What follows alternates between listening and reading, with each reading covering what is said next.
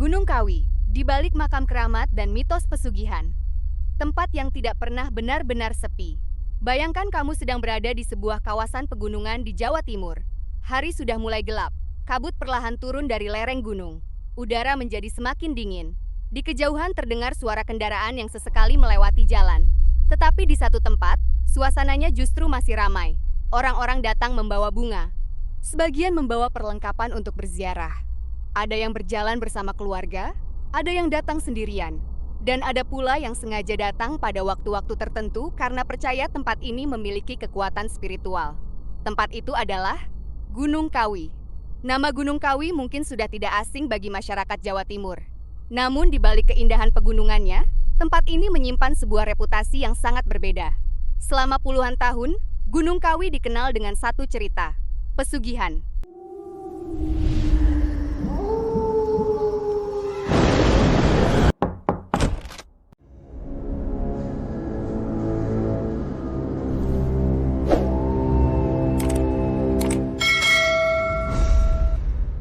Konon, ada orang yang datang ke tempat ini karena ingin mendapatkan kekayaan.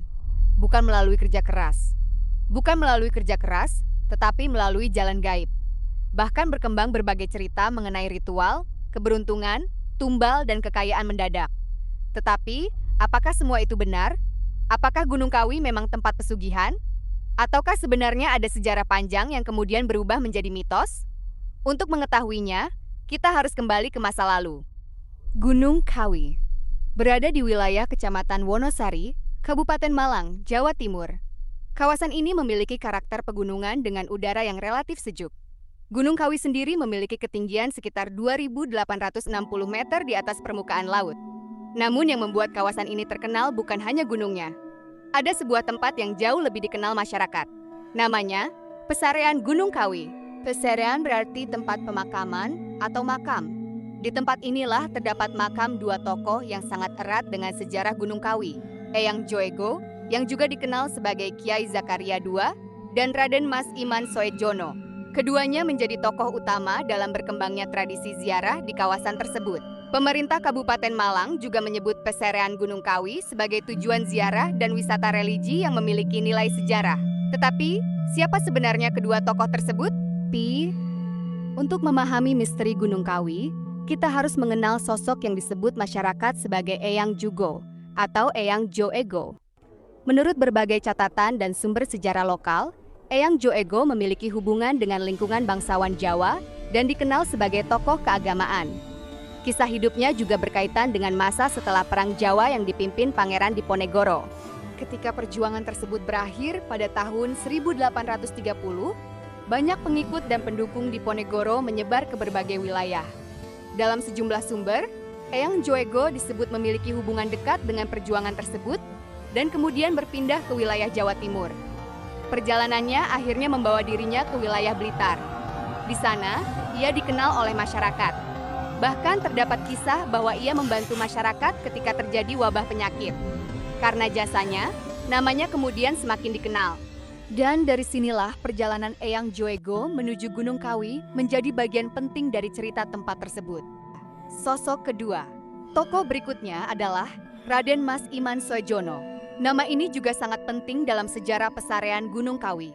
Ia dikenal sebagai salah satu tokoh yang memiliki hubungan dengan perjuangan Pangeran Diponegoro. Setelah masa perjuangan berakhir, ia kemudian berada di wilayah Gunung Kawi. Keduanya akhirnya memiliki hubungan yang sangat erat. Mereka menjalani kehidupan spiritual di kawasan tersebut. Dan ketika Eyang Joego mendekati akhir hidupnya, muncul sebuah pesan penting. Ia berwasiat agar dirinya dimakamkan di lereng Gunung Kawi. Eyang Joego meninggal pada 22 Januari tahun 1871. Beberapa hari kemudian, jenazahnya dimakamkan di kawasan Gunung Kawi. 5 tahun setelahnya, Raden Mas Iman Soejono meninggal dunia, yaitu pada 8 Februari tahun 1876. Dua makam inilah yang kemudian menjadi pusat ziarah. Dan dari sinilah cerita Gunung Kawi mulai berkembang semakin luas. Dari ziarah menjadi legenda. Awalnya, orang datang untuk berziarah, berdoa, mengenang tokoh yang mereka hormati, meminta ketenangan, dan menjalankan tradisi. Tetapi seiring berjalannya waktu, muncul berbagai cerita tentang keberuntungan. Ada orang yang datang dengan harapan usahanya lancar. Ada yang berharap mendapatkan rezeki. Ada yang berharap kehidupannya berubah. Cerita dari satu orang kemudian berpindah kepada orang lain. Dan akhirnya, muncullah reputasi Gunung Kawi sebagai tempat mencari keberuntungan. Namun di titik inilah masalahnya. Keberuntungan tidak sama dengan pesugihan. Dan sejarah kedua tokoh yang dimakamkan di sana tidak secara otomatis membuktikan adanya praktik pesugihan. Bahkan pemberitaan yang menelusuri sejarah Gunung Kawi menyebut bahwa citra pesugihan berkembang sebagai pemahaman masyarakat, bukan sebagai ajaran Eyang Joego. Lalu, dari mana sebenarnya cerita pesugihan itu muncul? Cerita tentang pesugihan. Dalam cerita yang berkembang di masyarakat, Gunung Kawi kemudian dikaitkan dengan praktik mencari kekayaan secara instan. Ada berbagai versi. Ada yang menceritakan tentang ritual tertentu, ada yang mengaitkannya dengan tempat-tempat tertentu di kawasan Gunung Kawi. Ada pula cerita mengenai tumbal. Namun, versi cerita tersebut tidak semuanya sama. Bahkan, penelitian mengenai cerita pesugihan di Jawa menunjukkan adanya berbagai versi legenda yang berkembang di Gunung Kawi, termasuk cerita tentang Eyang Joego, Raden Iman Soejono, dan pohon Dewan Daru. Artinya, ketika kita mendengar sebuah cerita tentang Gunung Kawi, kita harus berhati-hati. Karena bisa jadi, cerita tersebut adalah legenda. Bisa jadi cerita rakyat, bisa jadi pengalaman pribadi, dan belum tentu merupakan fakta sejarah. Pohon Dewan Daru. Salah satu cerita paling terkenal dari Gunung Kawi adalah tentang pohon Dewan Daru. Pohon ini memiliki tempat khusus dalam cerita masyarakat. Konon, Eyang Joego dan Raden Mas Iman Soejono memiliki hubungan dengan pohon tersebut. Kemudian berkembang kepercayaan bahwa seseorang yang mendapatkan daun Dewan Daru yang jatuh secara tidak sengaja dapat memperoleh keberuntungan. Bayangkan suasananya. Seseorang berjalan di bawah pohon. Angin bertiup, daun bergerak perlahan.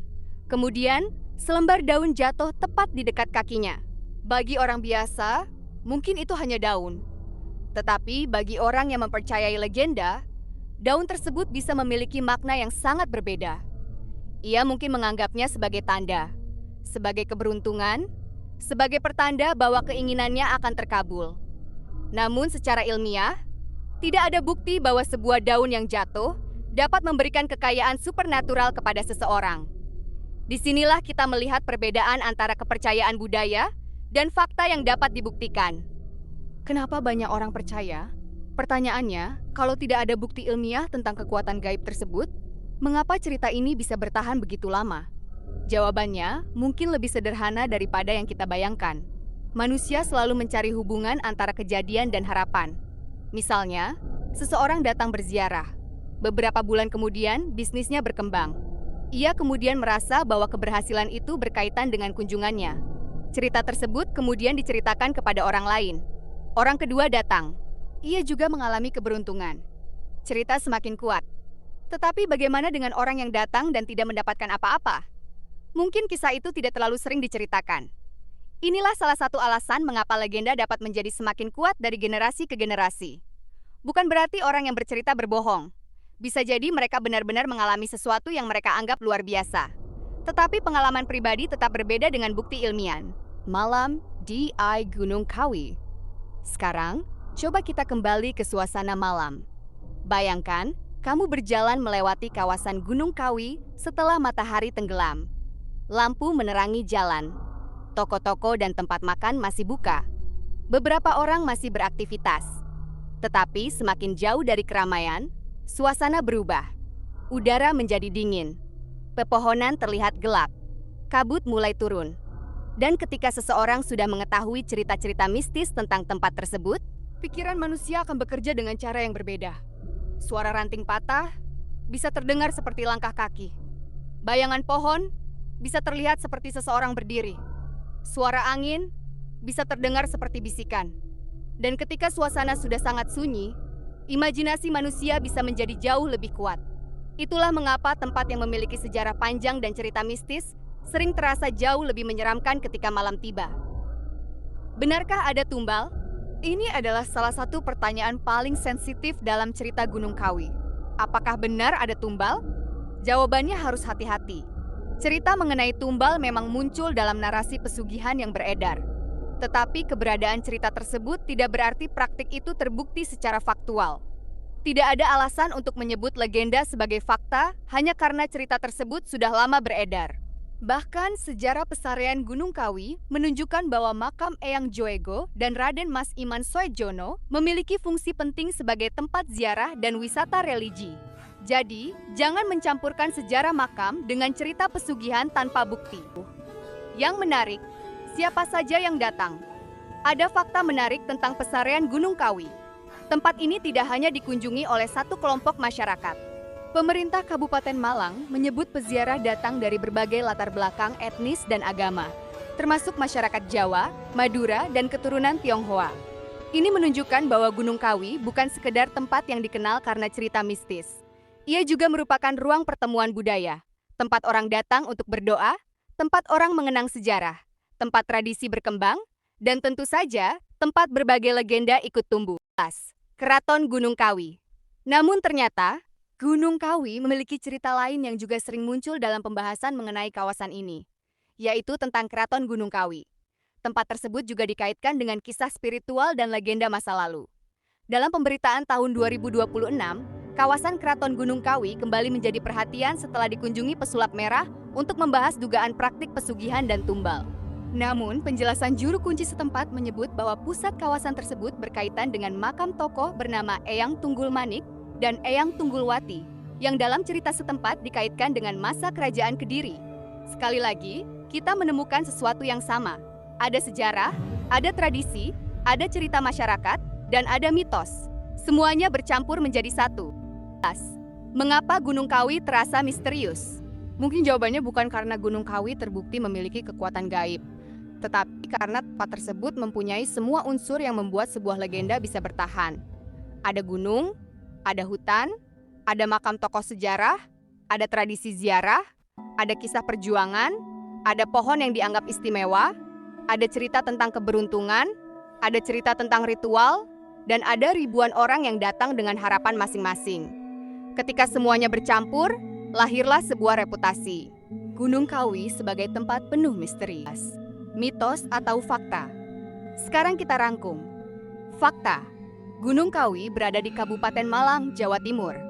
Pesarian Gunung Kawi merupakan tempat ziarah yang nyata. Makam Eyang Joego dan Raden Mas Iman Soejono memang berada di kawasan tersebut. Keduanya merupakan tokoh yang memiliki sejarah dan tradisi yang kuat di kawasan Gunung Kawi. Tempat tersebut sampai sekarang masih menjadi tujuan ziarah dan wisata religi. Mitos atau kepercayaan. Gunung Kawi dapat memberikan kekayaan secara supernatural. Daun tertentu dapat membawa kekayaan. Ritual tertentu dapat membuat seseorang kaya secara instan. Adanya tumbal sebagai syarat mendapatkan kekayaan. Cerita-cerita tersebut merupakan bagian dari narasi mistis yang berkembang di masyarakat, bukan sesuatu yang dapat kita nyatakan sebagai fakta tanpa bukti. Epilog. Misteri yang sebenarnya. Mungkin misteri terbesar Gunung Kawi bukanlah apakah ada pesugihan, tetapi bagaimana sebuah tempat sejarah bisa berubah menjadi legenda yang begitu kuat? Sebuah makam, sebuah gunung, sebuah perjalanan spiritual, kemudian muncul cerita.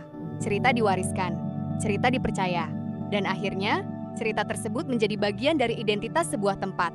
Itulah Gunung Kawi. Bagi sebagian orang, tempat ini adalah tujuan ziarah. Bagi sebagian lainnya, tempat bersejarah. Bagi wisatawan, tempat yang menarik untuk dikunjungi. Dan bagi mereka yang percaya dunia mistis, Gunung Kawi mungkin tetap menyimpan sesuatu yang belum bisa mereka jelaskan.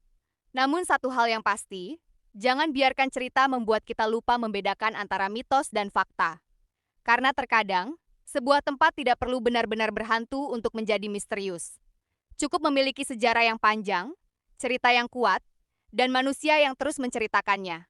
Dan mungkin, itulah kekuatan sebenarnya dari Gunung Kawi. Penutup video. Kalau kamu berada di Gunung Kawi saat malam hari, dan tiba-tiba mendengar suara langkah kaki dari belakang, kamu akan menoleh, atau kamu akan terus berjalan? Tulis jawabanmu di komentar. Dan jangan lupa, subscribe, karena masih banyak tempat di Indonesia yang menyimpan kisah antara mitos dan fakta.